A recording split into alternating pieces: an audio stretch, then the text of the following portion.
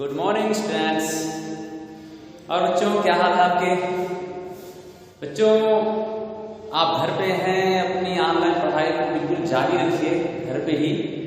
और आज हम लोग जो लेसन नंबर 4 है हम लोग का कार्य और ऊर्जा, हम लोग इसमें आगे बढ़ने वाले हैं।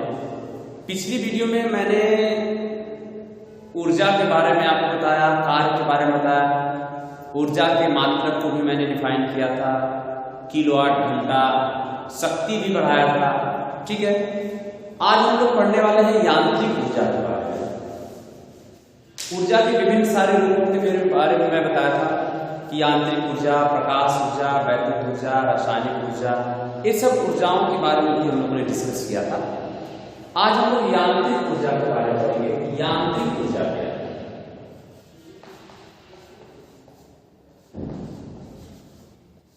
यांत्रिक ऊर्जा, ठीक है।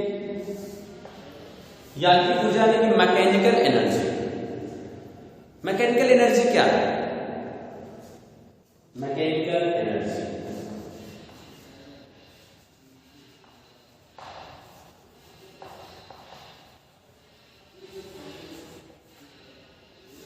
बच्चों, किसी भी पिंड या किसी वस्तु की जो यांत्रिक ऊर्जा होती है, इसे हम लोग उसकी कुल ऊर्जा भी कहते हैं। और यह उस पिंड की गतिज ऊर्जा और स्थितिज ऊर्जा के योग के बराबर होती है। यानी कि किसी वस्तु में शारीरिक अथवा यांत्रिक कार्य के कारण जो ऊर्जा निहित होती है, उस ऊर्जा की मात्रा को हम यांत्रिक ऊर्जा कहते हैं। और ये दो रूप में पाई जाती है। पहला गतिज ऊर्जा के रूप में हो सकती है, गतिज ऊर्जा। दूसरा, या ये स्थितिज ऊर्जा के रूप में हो सकती है, स्थितिज ऊर्जा। यानी कि जो संपूर्ण ऊर्जा है, जो यांत्रिक ऊर्जा है, वह दो प्रकार से हो सकती है। या तो गतिज के रूप में होगी या तो स्थितिज के रूप में होगी। अब हम लोग इसी के बारे में जानेंगे कि गतिज ऊर्जा क्या है और स्थितिज ऊर्जा क्या है। ठीक है, तो जैसे नाम से पता चल रहा है, गतिज ऊर्जा यानी कि काइनेटिक एनर्जी। तो बारी बारी से हम लोग इसके बारे में जान लेते हैं। सबसे पहले इसके बारे में काइनेटिक एनर्जी।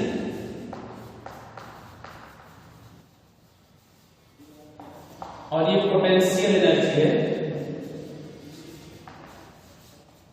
Potential energy. तो गतिज ऊर्जा का मतलब होता है कि किसी भी वस्तु में कार्य, हम लोग इसके पहले जो ऊर्जा की परिभाषा पढ़े हैं, तो ऊर्जा की परिभाषा में क्या पढ़ा कि कार्य करने की जो क्षमता है उसे ऊर्जा कहते हैं। कार्य करने की जो क्षमता है उसे ऊर्जा कहते हैं। यानी कि किसी भी प्रकार की जो ऊर्जा होती है, उसका जो मापन होता है वह कृत कार्य के आधार पर होता है कि उस ऊर्जा से हम कितना कार्य कर पाते हैं। अब वह ऊर्जा, वह जो कृत कार्य है, वह किस प्रकार की ऊर्जा से किया जा रहा है, वह उसी प्रकार की ऊर्जा कहलाएगी। जैसे अगर किसी वस्तु में जो कार्य करने की क्षमता जो आती है, वह उसकी गति के कारण आए, यानी यदि किसी वस्तु में कार्य करने की जो क्षमता आ रही है वह उसकी गति के कारण आ रही है, तो उस ऊर्जा को ही हम लोग कहते हैं गतिज ऊर्जा।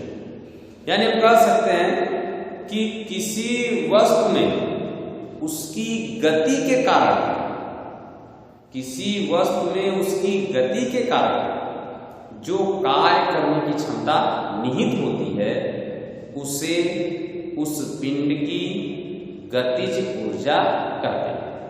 एकदम सिंपल सी परिभाषा है, आप याद कर सकते हैं, मेरे साथ आप याद कर लीजिए कि किसी वस्तु में उसकी गति के कारण जो कार्य करने की क्षमता निहित होती है, यानी उसके अंदर जो कार्य करने की क्षमता आई है, उसे हम उस पिंड की गतिज ऊर्जा कहते हैं। ठीक है, तो इतनी बातें आपने की गतिज ऊर्जा। अब हमें क्या करना है कि गतिज ऊर्जा के सूत्र का डेरिवेशन करना है। भाई गतिज ऊर्जा का तो हमने परिभाषा पढ़ लिया कि गतिज ऊर्जा का मतलब होता है कृत कार्य। क्योंकि कार्य करने की जो क्षमता है, गति के कारण जो कार्य करने की क्षमता है वही गतिज ऊर्जा है। इसका मतलब गतिज ऊर्जा ही कृत कार्य है। तो हम कृत कार्य निकालेंगे। जैसे एक यम द्रव्यमान की वस्तु, ठीक, और उस पर यम बल लगाया गया। मान लीजिए कि इस पर एक यम द्रव्यमान की वस्तु है, हमने इस पर बल लगाया कितना, F। जब हम बल लगाएंगे तो वह वस्तु गतिशील होगी। तो इसका तो प्रारंभिक वेग कितना था, 0 था। अब यह गतिशील होगा, इसमें त्वरण आ गया और यह गति करते करते कुछ दूरी तक चलेगा। कुछ दूरी चला, कितना, ये विस्थापन यश होगा और इसका वेग यहाँ पर कितना हो गया, v हो गया। यानी हमने एक वस्तु पर हमने बल लगाया, जो वस्तु क्या थी, प्रारंभिक अवस्था में थी। प्रारंभिक अवस्था यानी कि 0 में थी, यानी कि विरामावस्था में थी। और हमने जब उस पर बल लगाया यह परिमाण का, तो गतिशील हो गया। और यह परिमाण का जब बल लगा तो वह जो है यश दूरी तय किया उसने, उसका वेग v हो गया और उसका जो त्वरण कितना था, a था। तो गति का, तो इस पर जो लगने वाला बल है यम द्रव्यमान का पिंड है, इसका द्रव्यमान कितना है, यम, यहाँ भी यम। तो हमने इस पर जो बल लगाया तो उस बल का मान कितना हो जाएगा। तो ये हम लोग पढ़ रहे हैं गतिज ऊर्जा के बारे में। तो हमने जो बल लगाया तो बल यह बराबर होता है m a, न्यूटन के द्वितीय नियमानुसार। तो न्यूटन का द्वितीय नियमानुसार हो जाएगा कि F = m a, ठीक, F = m हो गया। अब इसके बाद यहां से त्वरण का मान निकाल लीजिए। तो ये हो जाएगा या a बराबर कितना, F/m। त्वरण पता चला कि उसमें त्वरण कितना उत्पन्न हुआ। अब गति के तृतीय समीकरण से, गति के तृतीय समीकरण क्या होता है, v² बराबर u² + 2as से, गति के तृतीय समीकरण से। तो गति के तृतीय समीकरण से क्या हो जाएगा, ये हो गया v² बराबर कितना, ये 0 हो गया, 2, इसका मान हो जाएगा f अब बटे कितना, m और इनटू कितना, यस, ये हो गया यस। इसका मतलब कितना आएगा, v² बराबर निकल गया आपका 2f और बटे f। अब इसके बाद से आप गतिज ऊर्जा वाला सूत्र लगा दीजिए। जब गतिज ऊर्जा वाला सूत्र लगाएंगे, गतिज ऊर्जा का सूत्र यही से, या F × S, या फिर S इसको उधर कर दीजिए, 1/2 mv², मान लीजिए। अब कृत कार्य का सूत्र क्या होता है, कृत कार्य W बराबर होता है m × S, समीकरण 2। ये जो Fs कृत कार्य है, इसका मतलब W बराबर 1/2 mv²। यानी कृत कार्य कितना हमें प्राप्त हुआ, हमें कृत कार्य प्राप्त हुआ है W बराबर 1/2 mv²।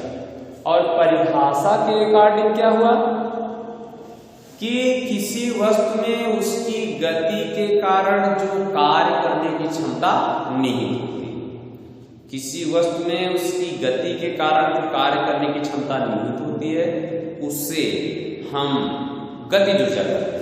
इसका मतलब है गतिज ऊर्जा कितनी हो जाएगी, अब ये हो जाएगा गतिज ऊर्जा के बराबर कितना, W। इसका मतलब ये मिलेगा K बराबर 1/2 mv²। बच्चों इस सूत्र को आपको याद रखना है कि गतिज ऊर्जा K बराबर 12 mv² होता है। गतिज ऊर्जा K बराबर 12 mv² होता है। इस सूत्र को आप बिल्कुल याद रखिएगा। यही सूत्र आपको क्या करना है, याद रखना है कि गतिज ऊर्जा K बराबर 12 mv²। जब भी आपसे गतिज ऊर्जा का सूत्र पूछा जाएगा तो आप इसी सूत्र को बताइएगा कि गतिज ऊर्जा जो है वह K बराबर R² के बराबर है। अब इसके बाद हम लोग चलते हैं स्थितिज ऊर्जा कि स्थितिज ऊर्जा का सूत्र क्या है।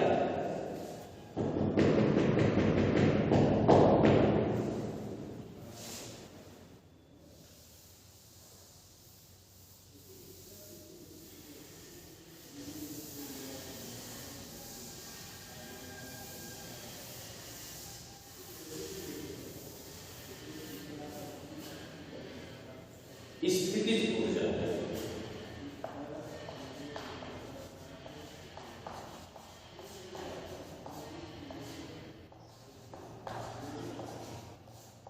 पोटेंशियल एनर्जी से कहते हैं।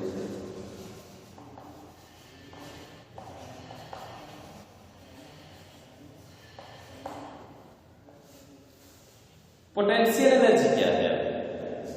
पोटेंशियल एनर्जी जो बच्चों होती है, यानी कि जैसे गतिज ऊर्जा में हमने क्या परिभाषा दिया कि किसी वस्तु की गति के कारण जो कार्य करने की क्षमता निहित, उसकी गति के कारण जो कार्य करने की क्षमता निहित होती है उसे गतिज ऊर्जा कहते हैं।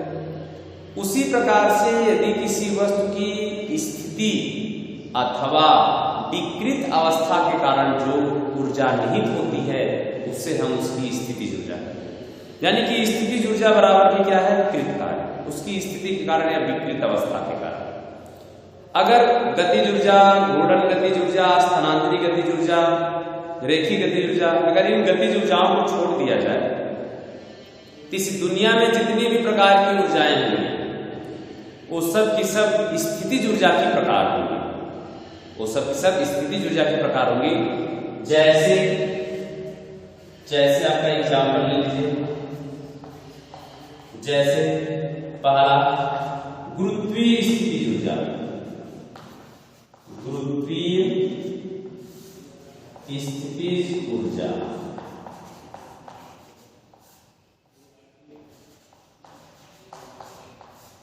गुरुत्वीय स्थितिज ऊर्जा भी क्या है? प्रकार की स्थितिज ऊर्जा है। इसके अलावा प्रत्यास्थ स्थितिज ऊर्जा, प्रत्यास्थ स्थितिज ऊर्जा, गुरुत्वीय स्थितिज ऊर्जा के बाद प्रत्यास्थ स्थितिज ऊर्जा, रासायनिक स्थितिज ऊर्जा,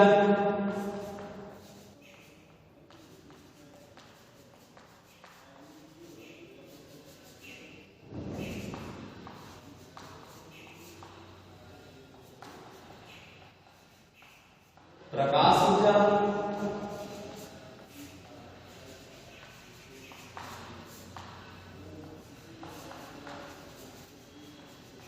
ध्वनि ऊर्जा। ये सब जो प्रकार आपको दिख रहे हैं ये सब स्थितिज ऊर्जा के प्रकार है। चुंबकीय ऊर्जा,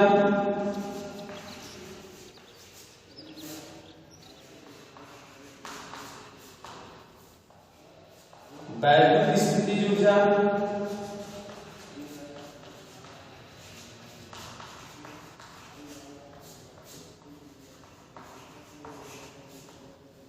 ये सब क्या है? स्थितिज ऊर्जा के प्रकार। इसके अलावा जो द्रव्यमान होता है वो भी क्या है? स्थितिज ऊर्जा का ही प्रकार है।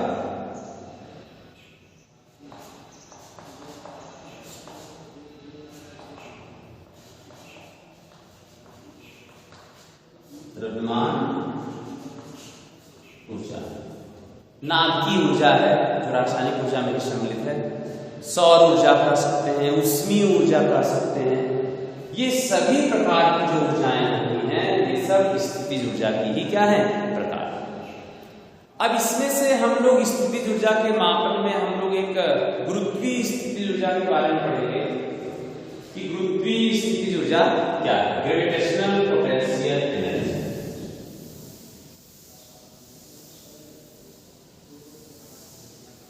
गुरुत्वीय स्थितिज ऊर्जा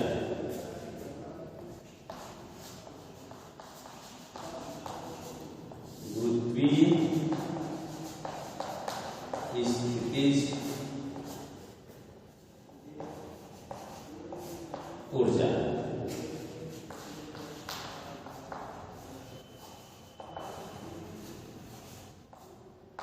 ग्रेविटेशनल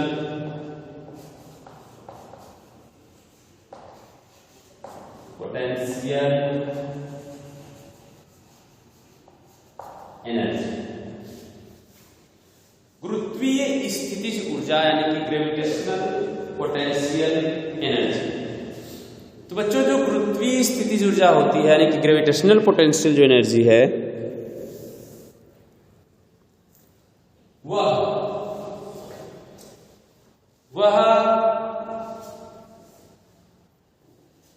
ग्रेविटेशनल पोटेंशियल एनर्जी जो होती है, वह जब हम किसी पिंड को पृथ्वी की सतह से ऊपर की ओर उठाते हैं तो हमें पृथ्वी के गुरुत्वाकर्षण बल के विरुद्ध कुछ कार्य करना पड़ता है। और वह कार्य क्या होता है कि उस पिंड में स्थितिज ऊर्जा के रूप में संचित हो जाता है।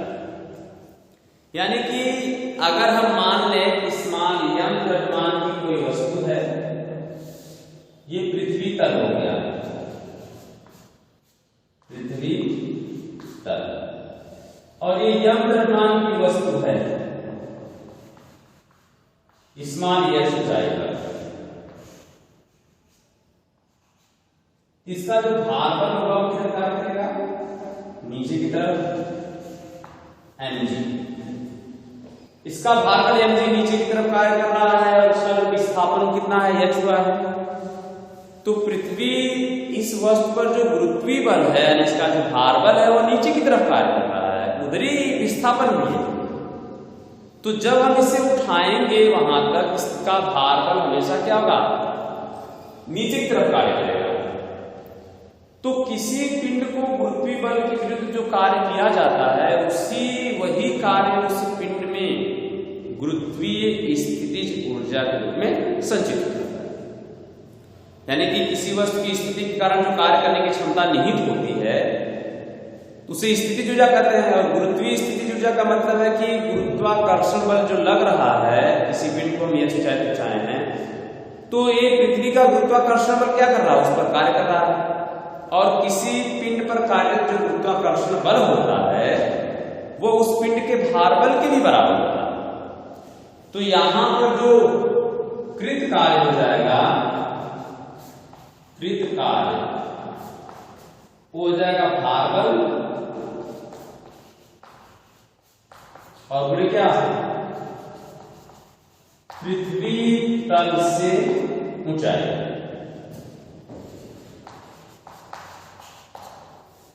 ये W का मान हो गया, भार हो गया इसका F और ये हो गया H, जिसका मतलब है कि W बराबर mgh। तो इसलिए गुरुत्वीय स्थितिज ऊर्जा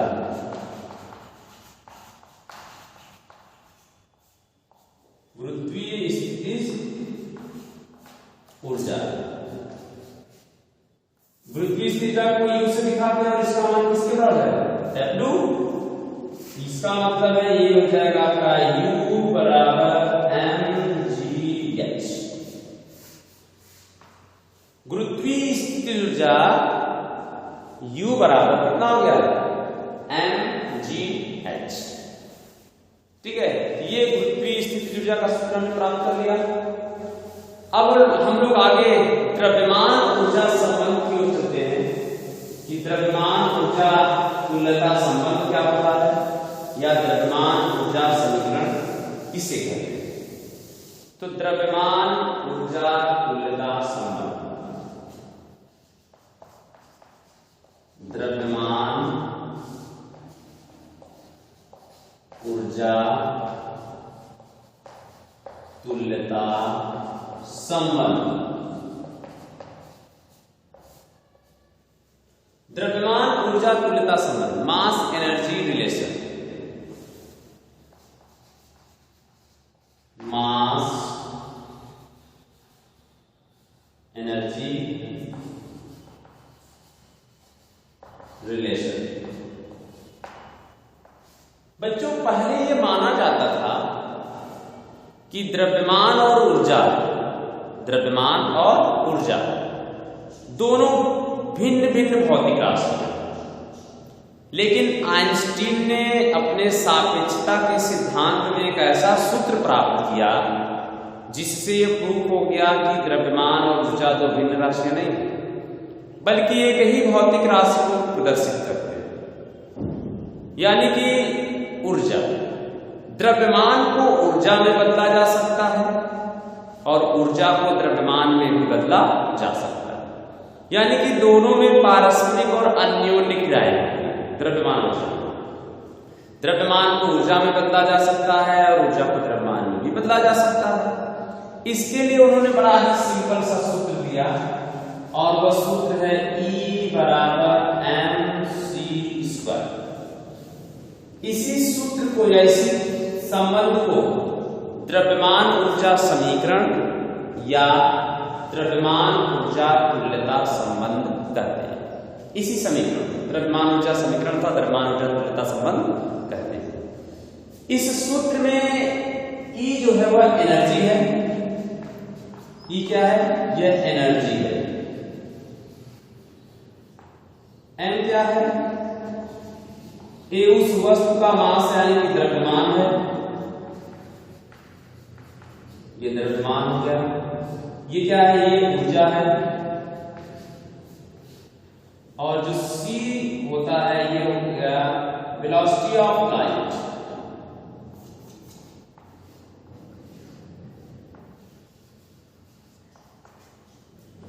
वेलोसिटी ऑफ लाइट यानी प्रकाश का वेग।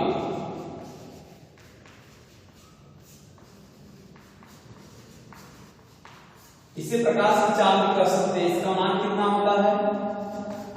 3 × 10⁸ मीटर प्रति सेकेंड। इसी समीकरण को हम लोग कहते हैं द्रव्यमान ऊर्जा समीकरण अथवा द्रव्यमान ऊर्जा तुल्यता संबंध। ये वेलोसिटी ऑफ लाइट है, निर्वात में प्रकाश की चाल या स्पीड ऑफ लाइट कर सकते हैं, जिसका मान 3 × 10⁸ मीटर प्रति सेकेंड या 3 लाख किलोमीटर प्रति सेकेंड होता है। ठीक है। अब ऊर्जा का हम लोग रूपांतरण और उसके व्यवहारिक उपयोग के बारे में जानेंगे। यानी कि कुछ ऐसे हम उपकरणों के बारे में जानेंगे जो एक प्रकार की ऊर्जा को दूसरे प्रकार की ऊर्जा में कन्वर्ट करते हैं। जो एक प्रकार की ऊर्जा को दूसरे प्रकार की ऊर्जा में क्या करते हैं? चेंज कर देते हैं, कन्वर्ट कर देते हैं। यानी एक प्रकार की ऊर्जा को दूसरे प्रकार की ऊर्जा में जो रूपांतरण, जब एक ऊर्जा के एक रूप को दूसरे रूप में बदलते हैं तो इसे हम लोग ऊर्जा का रूपांतरण कहते हैं। अब हम लोग कुछ चेंजेस पढ़ेंगे, यानी कि कैसे एक प्रकार की ऊर्जा किसी दूसरे प्रकार की ऊर्जा में कन्वर्ट हो रही है। जैसे ऊंचाई से गिरने वाली कोई वस्तु, ऊंचाई से गिरने वाली वस्तु ऊर्जा का रूपांतरण, ऊर्जा का रूपांतरण। नंबर 1 हम इसे पढ़ेंगे ऊंचाई से गिरने वाली कोई वस्तु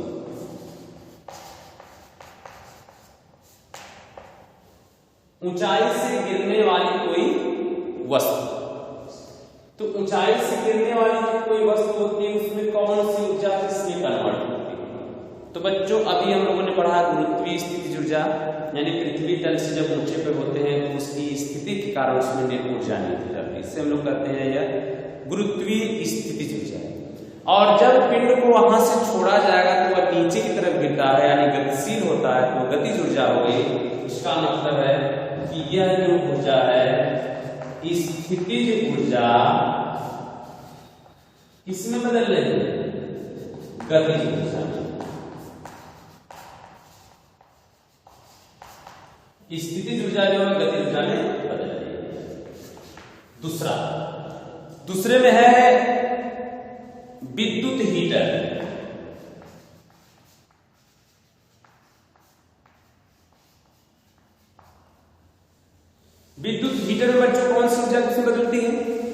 क्या लाइट रहती है आपके घर में हीटर तब चलते हैं, जब लाइट नहीं रहती तब चलते हैं?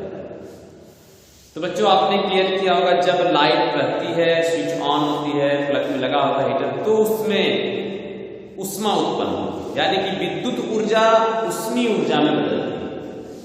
तो ये क्या करेगा, विद्युत ऊर्जा को चेंज करेगा उष्मीय ऊर्जा, यानी विद्युत हीटर जो है उष्मीय विद्युत ऊर्जा का उष्मीय ऊर्जा में रूपांतरण कर देगा। बिजली का बल्ब, ये भी विद्युत ऊर्जा से चलने वाला है, तो विद्युत ऊर्जा किसमें चेंज होगा, ये प्रकाश में चेंज होता है, प्लस उष्मा, वही उष्मीय ऊर्जा या उष्मा। तो विद्युत हीटर जो विद्युत बल्ब होते हैं वो दो चीजों में चेंज करते हैं, विद्युत ऊर्जा और प्रकाश में उष्मा। इसके बाद मोटर, मोटर का काम होता है विद्युत ऊर्जा को यांत्रिक कार्य,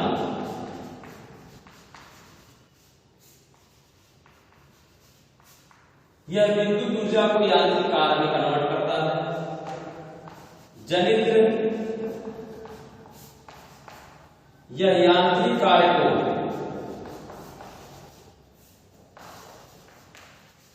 विद्युत ऊर्जा में रूपांतरित करेगा, विद्युत ऊर्जा। सतवां, लाउड स्पीकर,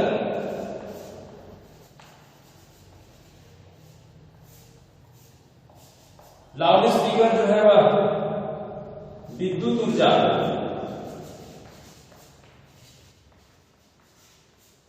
ध्वनि ऊर्जा में कन्वर्ट करता है।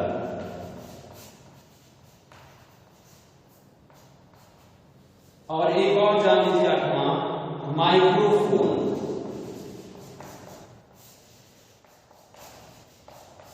इसका ठीक उल्टा काम करेगा, ध्वनि ऊर्जा को ये चेंज करता है विद्युत ऊर्जा में।